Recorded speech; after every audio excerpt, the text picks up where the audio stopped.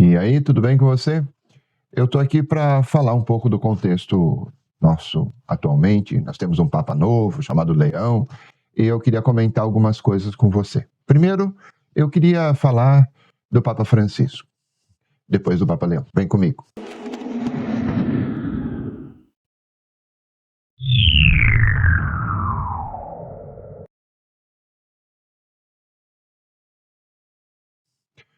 Bom, quando a gente fala desses dois papas, nós podemos ver que não só são pessoas diferentes, mas são estilos diferentes, né? Bento XVI era um padre diocesano, então ele tinha um outro estilo. Você pega Francisco, um jesuíta. Os jesuítas vivem em comunidade, e não só vivem em comunidade, mas querem falar para o mundo. Eles têm uma racionalidade muito forte e eles estão sempre na ponta de lança da teologia, né? Quando você fala do Papa Leão, ele é um agostiniano, é também um religioso, tem também uma identidade forte, como a identidade, por exemplo, do jesuíta, mas ele já tem um outro estilo.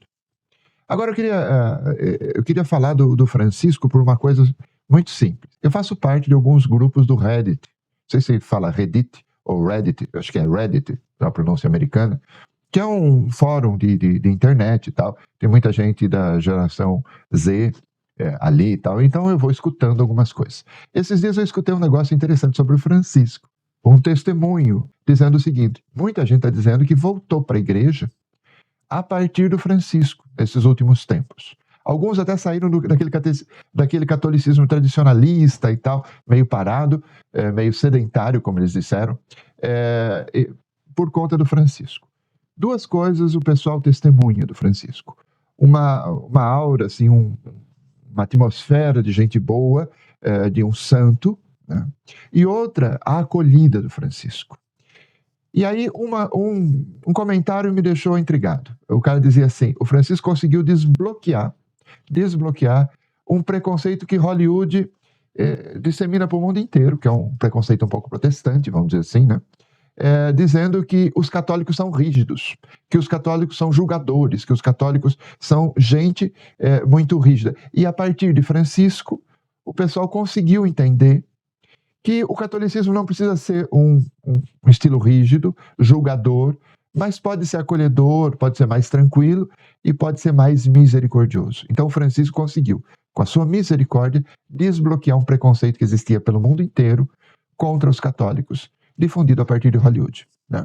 E nós temos esse ano, antes ainda do Francisco morrer, nós tivemos uma explosão na França de batismos e de confirmações, especialmente pedido por adultos e adultos jovens, gente que está se aproximando do catolicismo, e isso dá uma certa esperança aqui na Europa, em toda a Europa, sobretudo aqui na França que eu estou, né?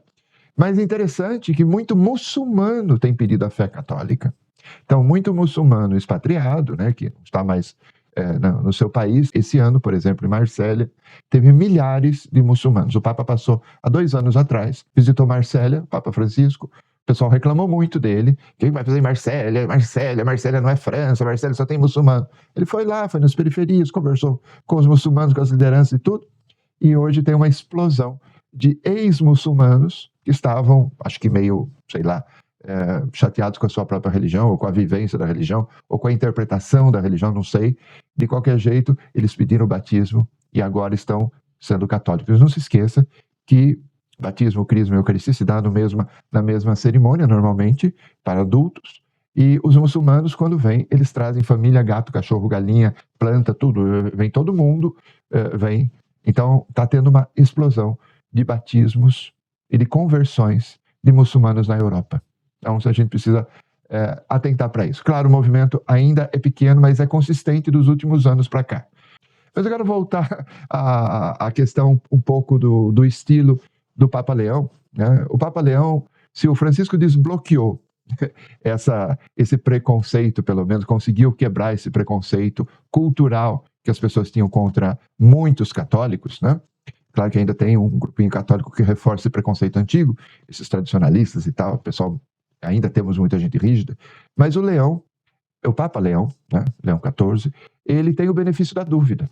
Ele está começando agora, né? E, claro, que o pessoal vai fazendo comparações. O Francisco morreu com o sapato preto. Lembra que o sapato, na época de Bento, não sei se você lembra, diziam que existia um filme que o demônio veste Prada, né, e o Prada era um sapato Prada, um sapato de mulher Prada vermelho, que o pessoal comparou com o Bento, fez toda uma polêmica.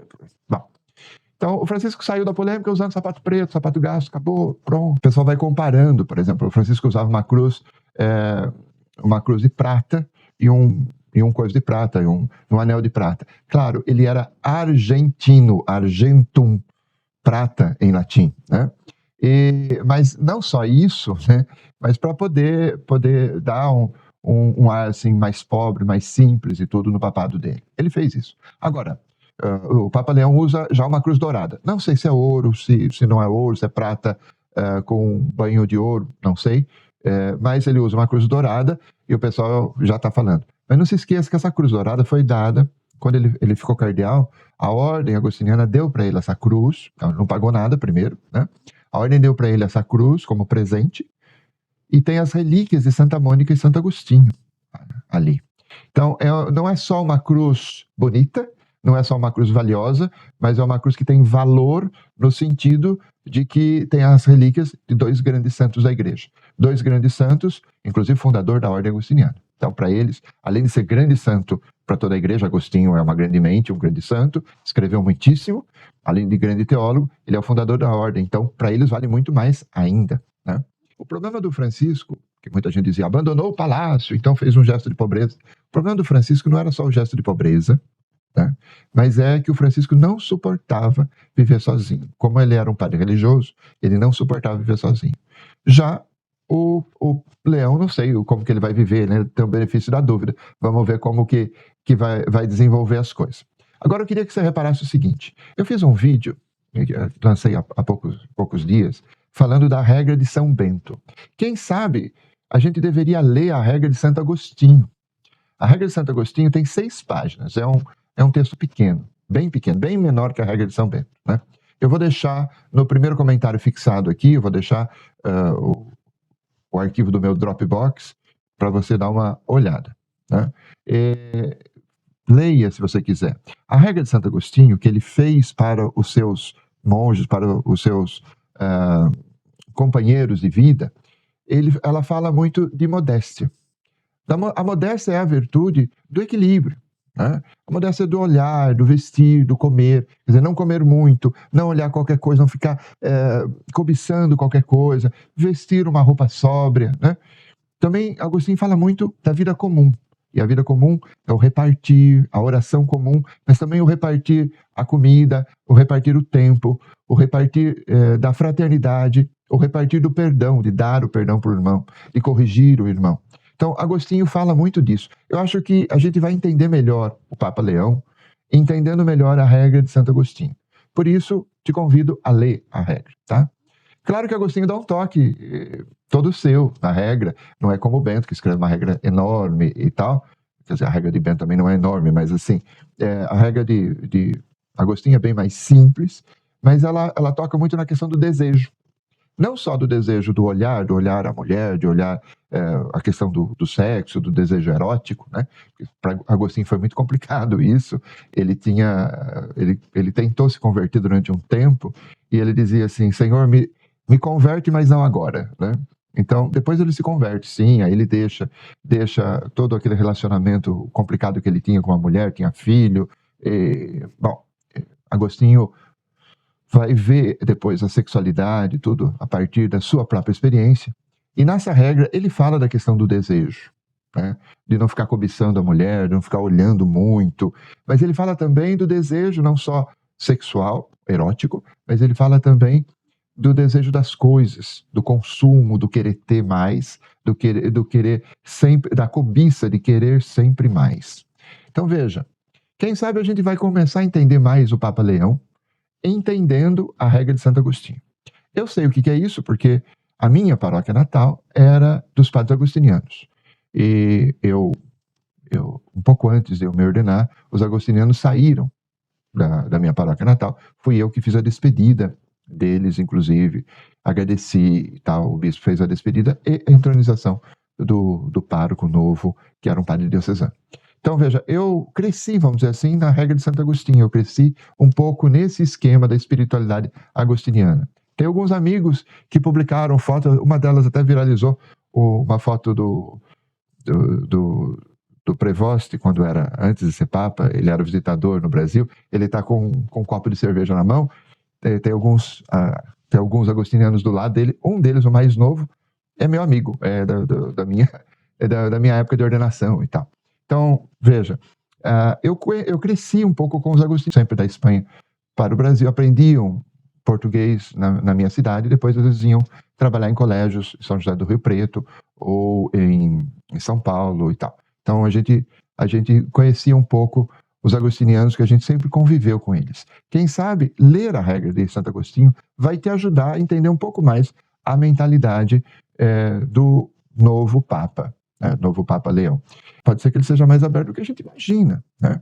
E o Francisco levou até quase que o limite, o que podia acolher os homossexuais, os pecadores públicos, aqueles que tinham dificuldade com sexualidade. Francisco acolheu da melhor forma possível. Pode ser que esse seja um pouco mais tímido, porque também a personalidade dos agostinianos é um pouco mais moderada, a partir da própria regra, a partir da própria espiritualidade. Eles não são gente muito avançada e nem dada a muitas explosões. São gente mais tranquila. E eu acho que nós podemos esperar isso do Papa Leão. Um homem mais tranquilo, mais conciliador. Vocês podem ver o brasão, já saiu o brasão dele, tem o coração de Santo Agostinho, o coração flechado de Santo Agostinho, que é uma marca da ordem. Tem ali uma parte que é da cor azul, que é mesmo aquela devoção que os agostinianos têm por Nossa Senhora do Bom Conselho. Então, veja, tudo isso está aparecendo no pontificado desse novo Papa. Eu convido você a ler a regra de Santo Agostinho, vai ficar aqui no comentário fixado, ok? Quem sabe isso ajude você a começar a entender um pouco mais a dinâmica do pontificado, do papado que está começando. E que ele possa, para todos nós, unir a igreja, tricotar e costurar as pontas, porque tem alguns grupos que estão estavam, pelo menos na época do Francisco, cada vez mais querendo esgarçar o tecido da igreja, a túnica inconsútil de Cristo. Não vamos fazer isso. Por favor, vamos nos manter católicos, vamos nos manter unidos, vamos nos manter cristãos e caridosos. Se você quiser criticar alguém, seja caridoso, não precisa xingar ninguém, ok? Mantenha-se na correção fraterna do Evangelho. Se você gostou desse conteúdo, gostou do meu canal, gostou desse vídeo, por favor, dê o seu like, me ajude. Eu tinha um canal que tinha muito mais gente, tive que fechar por problema de monetização. Estou recomeçando o canal, mas graças a Deus tem muita gente ajudando a difundir os meus vídeos. Muito obrigado, Deus te abençoe, Deus te proteja e você que é catequista, Deus te dê muitos frutos no seu ministério.